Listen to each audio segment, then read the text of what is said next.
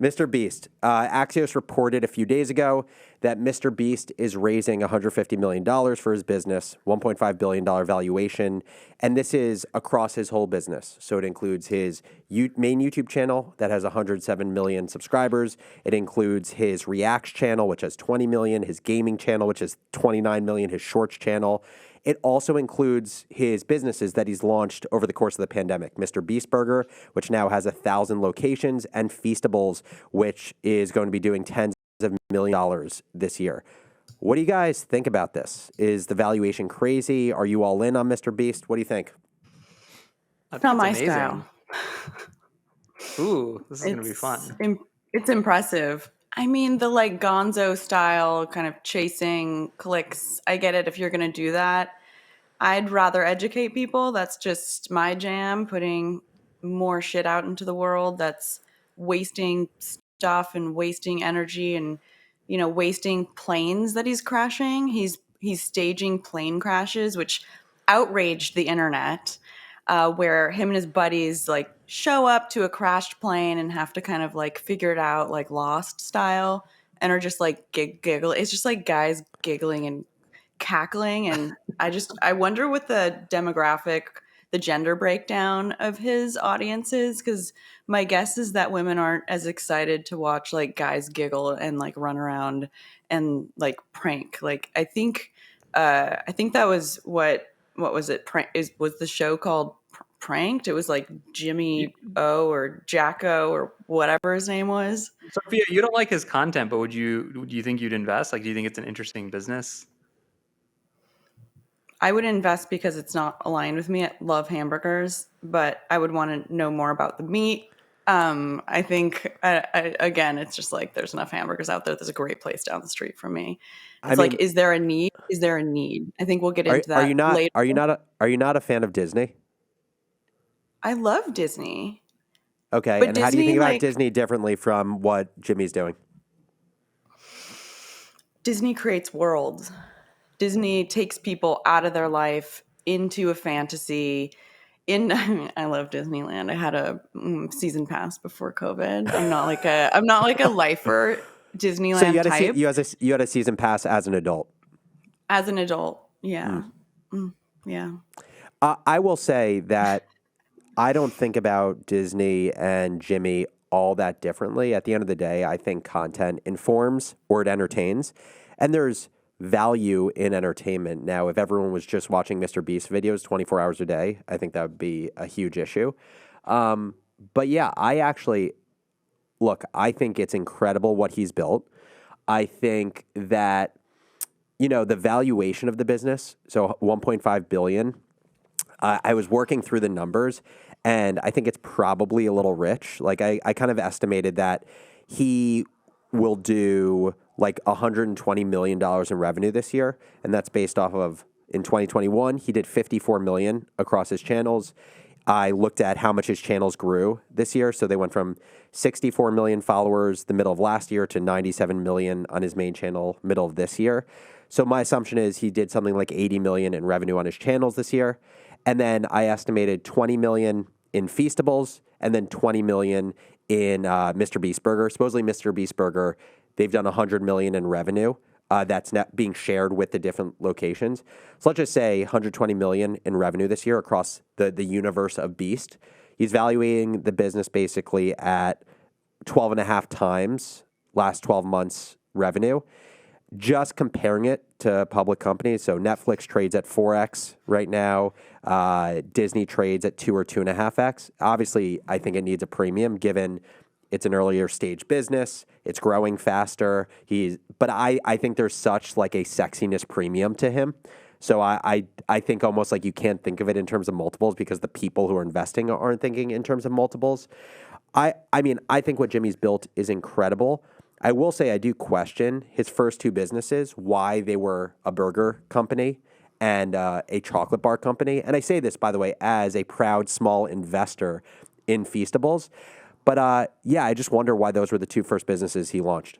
Well, maybe he was trying to prove to himself that he could take the most commoditized business, as Sophia said, burgers are everywhere, and actually build a business. Because if he can do it with that, imagine what else he could do it with. And I think it's a pretty exciting thing. I mean, I think the Disney analogy is very apt. You guys, we went crazy for Disney with my kids over COVID. Do you know what year Snow White was made in, I'm going to guess 1940. Sophia? 1947. 1937. Wow. And my daughter can name all the dwarfs, so can most people. So like media has a crazy, I mean, it's the original software business, right? You do it once and that's it. And it's the same thing we're doing right now. We record this once, and that doesn't matter if 1,000 people listen to it or 50,000. It doesn't cost anything more. And so I mean, I think it's one of these new age businesses. I think his ability to sell things through. I mean, there's so many examples, like the concept of a soap opera. Those came about to sell soap, to sell, and so media and sort of entertainment are inextricably linked with commercial stuff. And I think the fact that he's kind of bearing down the new path of what this is going to look like. And he like literally maybe he started with the two, chocolate and burgers. And it's like, if he could actually build a business with that, then what else could he build? And so I think I probably wouldn't invest because it's not my profile of an investment. But if I was a private equity guy, I would definitely invest. Like if I was using a fund and had that kind of return profile, I would definitely invest. Yeah, if I remember correctly, Feastables, the original raise was a $5 million round at a $50 million valuation. But actually, play devil's advocate to my point that I just made about like these are, I wonder why you build these businesses that, are physical products. They don't trade at great multiples. The other side to that devil's advocate is what you're saying, which is actually the best business to launch as a creator is something that is completely commoditized. There will always be product market fit for it because humans' appetite for it really isn't changing. And so you'll be able to sell a lot of it because you're the best brand or marketer of it. I actually think one last thing I'll say, and then Sophia, I want to hear your thoughts, is the Disney analogy and Snow White and the Seven Dwarfs names, like your children knowing that.